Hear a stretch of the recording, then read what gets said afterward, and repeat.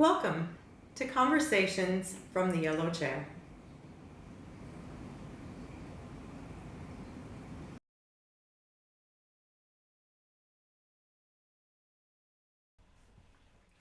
Hi, I'm Andrea, and I'm the owner and director of Waves of Harmony.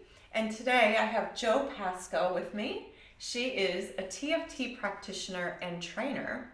She's also the founder of the Body Energy System Technique, B.E.S.T. Welcome, Jo. Hi, Andrea. Lovely to have you here today. Yeah, thank you for inviting me. Today we're going to talk about everything TFT or thought field therapy because Jo is a real expert in the area. She's been doing this for 20 years, so I've invited her here today to give us some background about TFT, to open up your world, to give you more information so that it's not such a mystery.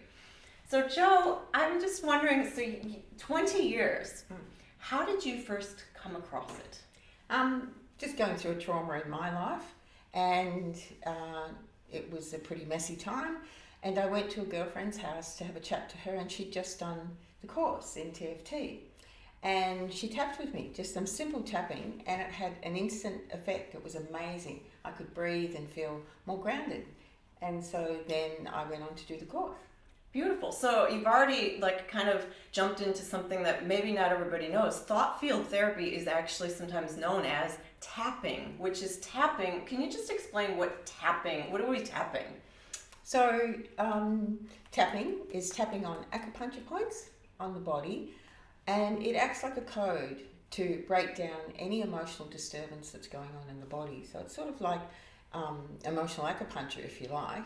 And that's how it works, simply and effectively. As you tap each energy point or each acupuncture point, it has an effect on your mind and your body's energy system. Great. That's a great, concise sort of explanation of it, and we'll go into it in more depth later in the interview. But for right now, I really want to know about how did this all come about? Who was behind TFT? An amazing man, Dr. Roger Callahan, who lived in America, and he was a psychologist and a scientist, and he was tired of talking to people. He knew there had to be a better way. So he studied the meridian system and how it works in the body and how it flows, and discovered the effects that it has on emotions.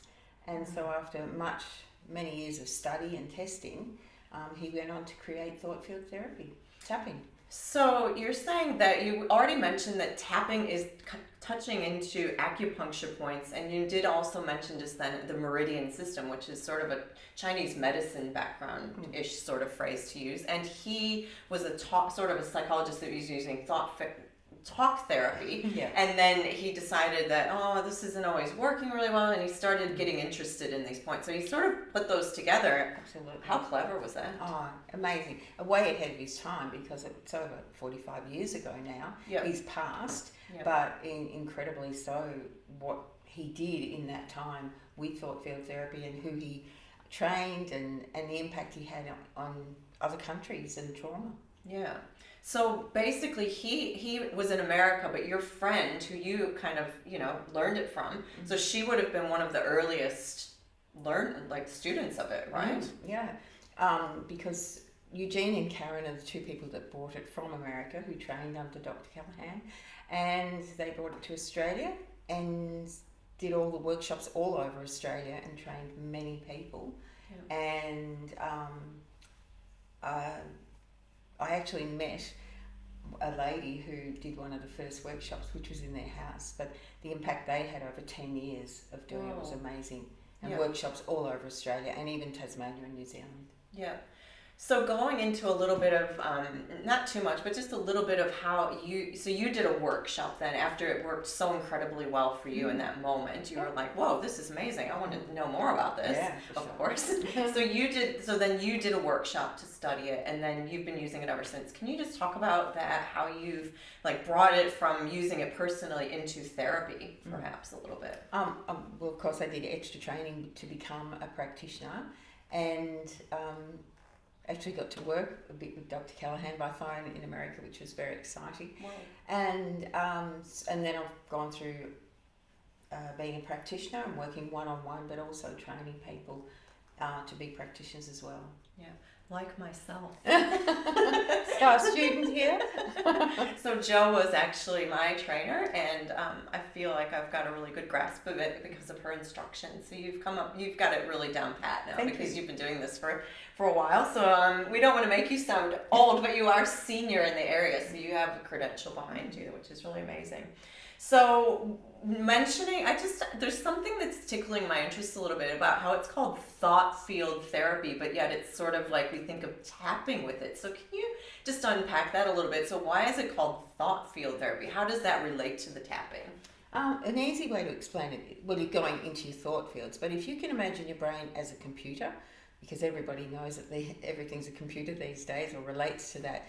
So your brain's a computer, you've got all the files which are the thought fields, and then you tune into that, bring up that thought field or that file where the disturbance is, and then you tap away on the different sequences or algorithms to break down. It's like a code to break down the virus in the computer, and it's deleted and changes the way you think and feel.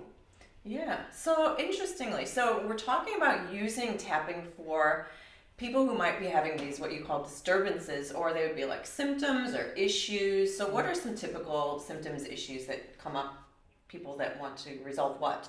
Well, it was founded for anxiety, but it's every emotion that disturbs you, whether it be jealousy, anger, relationships, fear, phobias. It's endless. It works on every single emotion that a person can experience.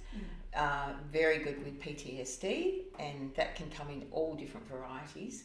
And so that's what it addresses, and actually changes it so you can't think about it or feel about it in the same way. I see. So you're talking about the emotional things that it addresses, but I know that it also addresses things like pain, doesn't it? So it does have a physical application as well. Because when your disturbance stays long enough in the body, or the trauma or whatever it is, it can create physical pain, not just emotional pain, but physical pain.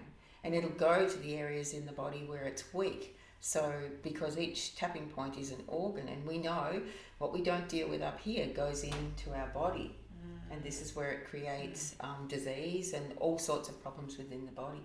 So it really is a holistic therapy, because we're talking about bringing the emotion up into our thought field, but also addressing the physicality behind it, and perhaps even the spiritual realm as well, our existence and where we sit with things in our lives. Oh, definitely. Yep, mind, body, spirit. Yeah. So it has that really nice whole effect on us, doesn't it? Yeah. There's Dr. Callahan used to say that it's only limited by your own imagination what you can do with tapping. And it's true. It's really true. Yeah. But I know, and I'm just going to touch on this here, but I know that you can also use it with people who have trouble expressing themselves, because obviously Dr. Callahan had used it because he found there was only a limit to talk therapy or verbalizing things. So can you just tell me a little bit about that, how you can use it without talking? Because I've stumped you. I know, see, we need to talk about it. Okay, so a lot of people can't talk. They don't want to talk about what's going on, and that's the beauty of thought field therapy, of tapping, that you don't have to talk about it. You tune into it and bring up that file in the computer, as I said, and the emotion around it, and then you can just tap. And then the clearer you become and that way the disturbance clears, then you're free to talk about it, because it's not so traumatic. Yeah. Beautiful. I'm glad I asked that question, and we kind of pushed through that a little bit, because it was worth it, I think, to know that you don't have to always really focus on it to get through it, that simply the tapping itself addresses it. Because talking can make you relive it. We don't want to make you relive it in that sense, in that way. You can just tune into it and see it, but then you immediately tap. So it's not a lot of talk therapy. You can build on the story and build more layers. Where tapping, you're taking away the layers. And we're not going to do it in this video, but we're going to have a second segment to this talk that will actually show you, as the viewers, what is involved in a tapping session, and watching and experiencing somebody in it so you can see what happens. But for this for the purpose of today, I'm going to delve into another aspect of TFT, which is the training. So you were trained a while ago, but in general, what is the training like today? Like when I did my training, I want you to talk through that a little bit. What's involved in the training? Who is trained, and what's the credential you come out with? Okay. So when I first did it, it was a 2-day workshop. And then because I wanted to know more about it and go further, I did a diagnostic training. And over the years, with me teaching it, I've put more into the basic training to give practitioners more ways of using tapping, to take it further and to tune into the body and to the mind in a much greater way than what I was originally taught. And so it's a 3 months training, 4 days of learning the architecture of it and the ways to use it. Then you go away and practice and have a lot of case studies, so you're really good at it and really know what you're doing. So that's the way it's trained today. You get a certificate that's internationally recognised, because tapping's all over the world now, and that's the way I train today. And So would you get people who are psychologists or other therapists mostly, or would you get a lot of people who don't have any background or degree, so to speak? It's good if you are a therapist. If you don't have any background in therapy, you can learn it for personal use, which is amazing. And you can, of course, use that with your family and friends.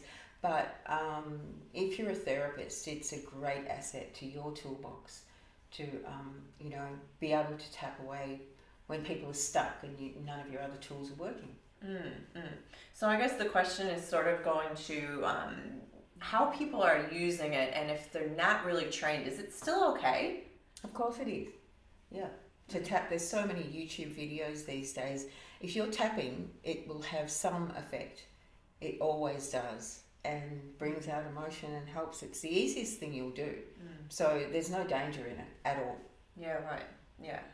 And so people who are, you're saying just if you're a therapist or a psychologist or something like that, you can use your other tools with that. So you might have more impact in bringing all that together. Yeah, absolutely. But the basic structure of it is anybody can pretty much do it. Just tap away. Tap away. Sure, yeah. And I think I kind of skipped over something that was a question earlier on, which would be, we're talking about thought field therapy, which is TFT. And I think that perhaps a lot of our viewers or people out there are more familiar with something called EFT, which is kind of a close cousin, which is Emotional Freedom Technique. That's right. Can you just touch on the differences between the two? So what's different about these two types of tapping? So with TFT, there's different algorithms or sequences of tapping for different emotions. So you're not using all the points. And with EFT, it was simplified by a man called Gary Craig originally, and it's the one algorithm, which is quite long compared to the way TFT uses it. And it's the one algorithm which addresses everything, but one size doesn't fit all with tapping, I like to say. So that's the difference, and it's made it easy for people. The introduction of words and phrases, which a lot of people worry about getting right. But it's EFT has scripts for different problems that you have. Where EFT, you can just tap, and it doesn't take you off track. Where EFT can, because people are worried about getting the words right. So EFT TFT, you're tapping until it reduces and disappears. Yeah, right. Yeah, so the process is a little bit different, and you're saying that in EFT, or Emotional Freedom Technique, you're actually tapping through every single point, whereas in TFT, which you do, is more sort of streamlined to a particular symptom or issue with a particular algorithm or sequence of tapping. You might only use 3 points in some of the sequences. And you can customize it to each and every person or client that you have. Yeah. And that's the beauty of it. Yeah, so we'll go through that more in the second video. So we'll tease everybody by saying that some of the points relate to certain things, and that's how we build the algorithms to resolve those issues quickly. So somebody could just say, oh, I'm feeling like I'm feeling like I can't change this, and we're going to reverse that using a certain point, Yeah. rather than going through a whole sequence the way EFT would do that. Yeah. It seems that EFT maybe has been given a little bit more popularity these days. And do you have any insight on that? What's brought it to popularity? And it seems it's becoming evidence-based, which is great for TFT because we know that they are collectively working at doing similar things. Yeah. So what happened there? A fabulous young man, Nick Ortner, who I celebrate, he really got it out to the world. He had success with it, and as I said, he got it out to the world and spread it so that it was more user friendly. Put it online, and that's how it's become. And there's other different tappings as well, but everybody took up EFT and sort of grabbed it and ran with it. And that's how it is. And because there's so much of it online, and that's how it's got out there. And it doesn't worry. There's different energy tappings. There's other different names for them as well, but I don't mind as long as people are tapping. Oh, Jo, this has been fantastic. So just thank you so much for just giving us a rundown of the tapping. I'm going to give you a little round of applause here. One of our familiar tappings. And I look forward to the second video where we'll delve into it a little bit more personally and deeper. Okay. Yeah. Thank you. Thanks, everyone. Thanks for joining us. You can support us by listening and sharing.